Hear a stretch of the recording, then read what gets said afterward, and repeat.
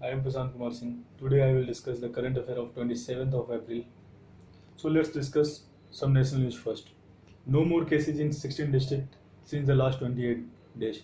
The district which don't register any cases since last 28 days are declared as green zone. District which don't register any positive case in last 14 days are declared as orange zone. RBI has announced a special window of Rs 50,000 crore for mutual funds in view of the redemption pressure that the fund houses are facing currently. It will also improve liquidity and confidence of investors. 2.2 lakh non-resident Keralites from the Gulf Cooperation Council countries registered to return home. Most registrations are from UAE. Lockdown deprives Maoists of rations and revenue flow in the Andhra Pradesh and Odisha region. They are finding difficult to obtain rations from villagers who have sealed their borders fearing spread of coronavirus. Income from collection from contractors, smuggling of opium also came to stand still in view of coronavirus.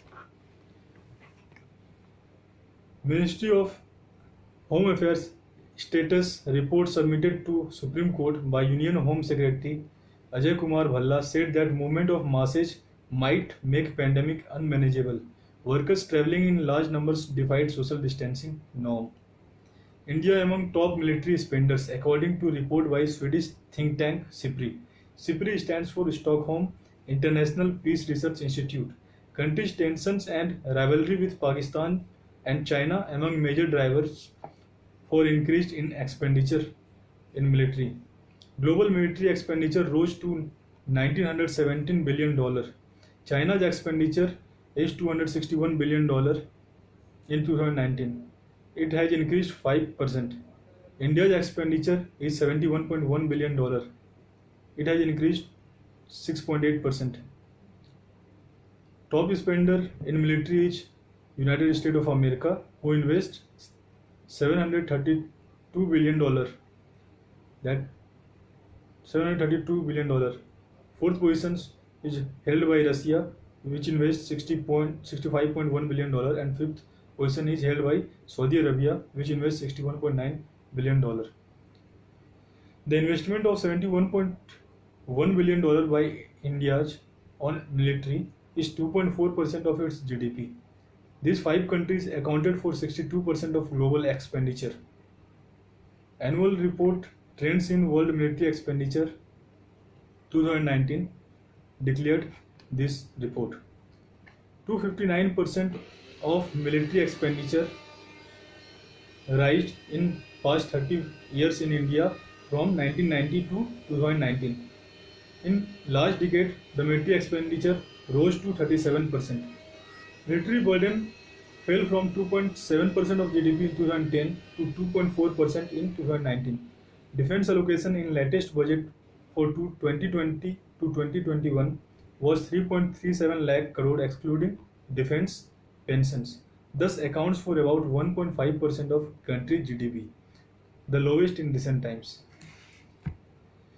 Unique Identification Authority of India UIDAI allowed Common Services Center that operates as banking correspondents to offer Aadhaar updation facility. Around 20,000 such common service centers will now be able to offer this service to citizens. Information Technology Minister Ravi Shankar Prasad tweeted currently. Assam's Bodoland territorial area districts placed under governance rule after expiry of 5 years term of council governing it. Bodoland's territorial army district comprising 4 districts of Assam falls under Bodoland Territorial Council formed in 2003. Its election scheduled on April 4 had been deferred due to coronavirus. Supreme Court seeks Civil Aviation Ministry's reply regarding air tickets refund against its April 16 office memorandum. The petition was filed by NGO Pravasi Legal Cell which challenged the memorandum. Jammu and Kashmir extends ban on faster mobile internet. Cites Pakistan bid to recruit militants. Mobile internet was banned in Jammu and Kashmir on August 5, 2019. However, 2G speed was restored after Supreme Court directions in January. On August 5 2019, we all know that Article 370 was abrogated. In wake of that, in order to avoid violence, the mobile internet was banned that time. Delhi High Court caps price of test kits at rupees 400. Indian Council for Medical Research ordered at rupees 600 per kit. ICMR in late March placed order for 5 lakh kits from Wonfo, which is China-based firm. Total value was around 30 crore rupees. However, landed cost of kit was rupees 245 only. Actual cost of 5 lakh test kits was, according to rate of 245, was 12.25 crore. Rest 18.75 crore was to be shared by the intermediaries, which are Matrix, Rare Metabolics and Arc Pharmaceuticals. CSIR, Council of Scientific and Industrial Research, to let firms defer fee on use of its technology for up to 6 months. These will include diagnosis kit, PPE and drugs. Currently, 38 labs of organizations have 41 dedicated technologies to deal with the pandemic. Technologies include a paper strip based test to detect the virus, various kind of hand sanitizers, a prefabricated makeshift hospital and a 3D printed ventilator. Being a publicly funded organization, technology development by CSIR are generally available to the industry on a non-exclusive licensing basis. That is, any company can earn right to manufacture and sell a product provided they have to pay a technology fee. The current Director General of CSIR is Shekhar Mande. We have 56% more water in reservoirs than we had last year, said by Jal Shakti Minister Gajendra Singh Shekhawat. CBSE exams will be delayed and will be held only when situation is back to normal and government decides to completely lift the lockdown, says HRD Minister Ramesh Pokhriyal Nishank. Textbook will be made available in all states, however. Shops selling these books had been included in category of essential service so that students can access the textbooks. Around 300 Tablighi Jamaat men have donated plasma after recovering, responding to an appeal by their leader Maulana Saad. Now let's discuss some international news. Chinese envoy Cheng Jingge threatens boycott of Australia, as Australia said that they will investigate the Wuhan virology to detect the cause for spread of the coronavirus. So Chinese envoy have threatened them that if they will do so, then they will put sanction on the Australia. So it will cost them dearly. As we all know that most of the Chinese students go Australia for their education, and Australia also exports coal to the China. So Chinese envoy Cheng Jingye said that if we put a sanction, that it will cost to Australia and it will impact their economy. House of Representative leader Nancy Pelosi endorsed former Vice President Joe Biden for presidency.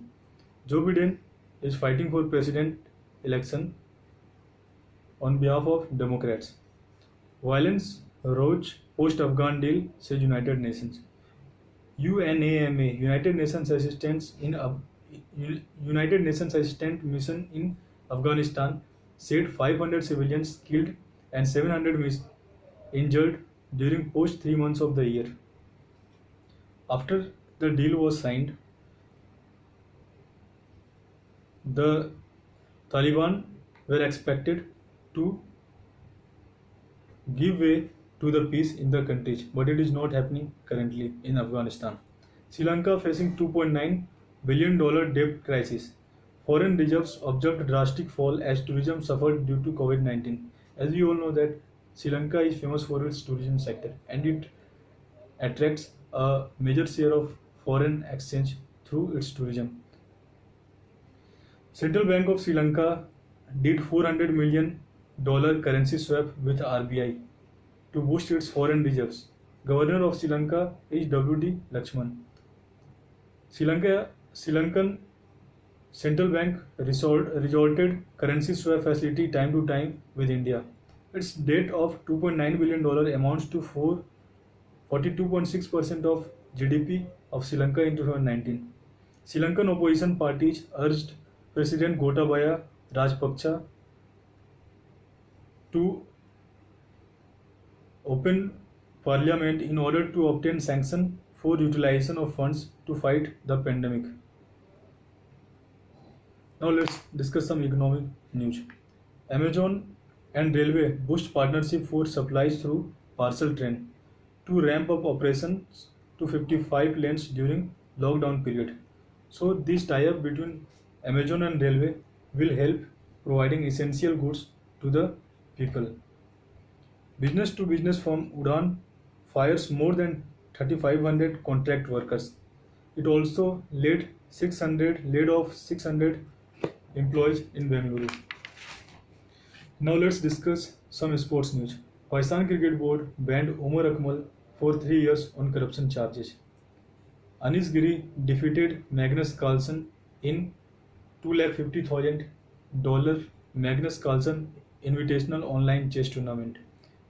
FIFA proposes 5 substitutions to cope with expected scheduled congestion post-pandemic recovery. In knockout games, it has proposed 6 substitute player, and this proposal will applicable up to 2021. That's it for today. Thank you.